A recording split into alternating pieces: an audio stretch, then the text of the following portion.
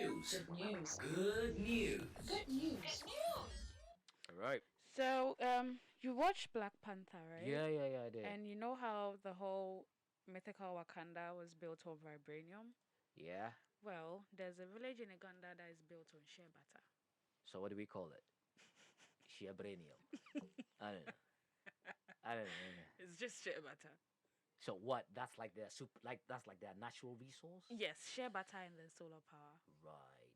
Well, It's like okay. as soon as you go to Uganda, you see how people were killing people for vibranium. So there's like people like killing people for you. No, people are not killing people. I'm just saying it's like, Is that how you think vibranium when you mention Wakanda? Yeah. It's the same way you mention this village in Uganda and you go it's like- shea butter and solar power. It's like right. That's like big deal.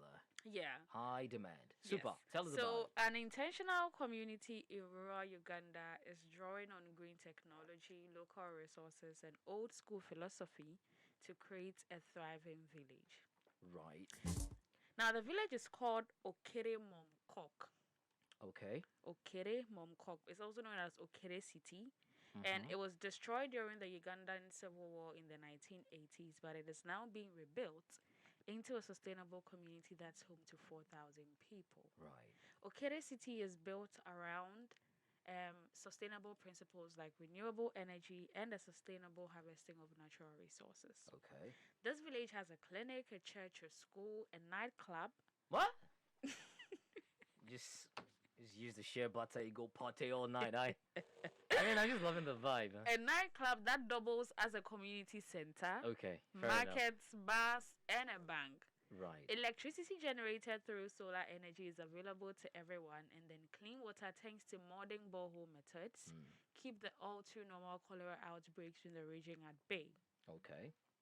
Now, an expert in international development and a graduate of the London School of Economics, Ujok Okele, started the project with a $54,000 investment from his own pocket. This is an African champion. Yeah, just shoot me the name. I need to call him. Yeah. So the village of Okere Momkok was where he had some extended family, and it was during a visit that he decided to put what he learned in university to action. Right. I don't want this project to be at the mercy of some Europeans, Okele told The Guardian, explaining how he had seen many NGO-funded projects on the continent fail by not involving the very communities they were helping. Okay. I want us to have business conversations with partners. I want us to be responsible for shaping the destiny and the future of the project. Share could be our vibranium.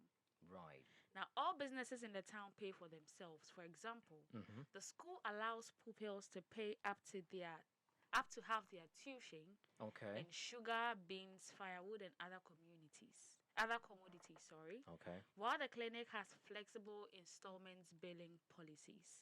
Okay. An Okere City Investment Club runs a sort of credit union by taking dues from members and offering them as loans to those in the community who need them, offering to develop local resources. Okay. Once the loans are repaid, the money is loaned out again, a style of banking locals describe as uniquely African. Right. However, the defining fiscal characteristic of Okere City is its share trees. I look at the share tree and realize that we have this important natural resource and we're not harnessing it. And then I thought about Wakanda and Black Panther. They had vibranium. This share tree could be our vibranium. So I am like, I'm going to invest anything within my means to tap this resource, to protect it, and to use it to emancipate my community. Guy drew inspiration from Wakanda. Black Panther. I need a movie just to draw an inspiration. Yo, this is basically looking at the resources you have around you, and they're using it to develop. Can I cry here? What's the resource? Fish. Pure water sachet? Fish. No, fish. We have the sea. Yeah, Accra but has a that coastal place is city. choked. We need something inland. No trees. Everything's metal here. Is it possible? Well, mining is illegal now, so what do we do? Think Let's about just- it. Yeah. But I think this is actually. Do we have a superhero in town? I could be a superhero. What? Can you jump and hop like Spider-Man? I have my waist.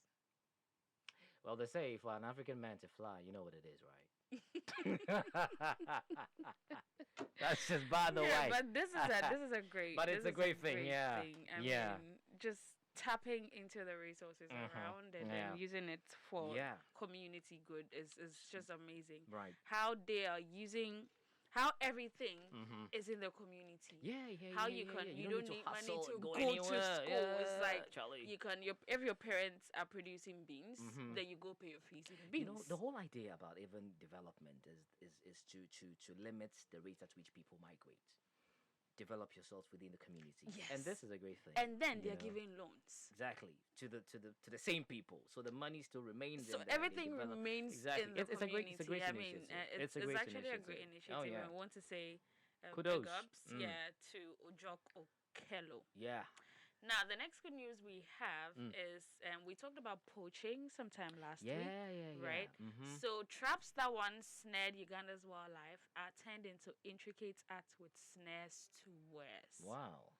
So, in Murchison Falls National Park in Uganda, a non-profit is helping local artisans make a living through selling sculptures made from the wiring in poachers' traps. Okay.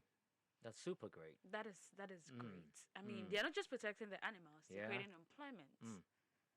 That's great. So located in northwest Uganda, the nation's largest national park is a poaching hotspot, with the most common method being a wire snare that closes around an animal's foot.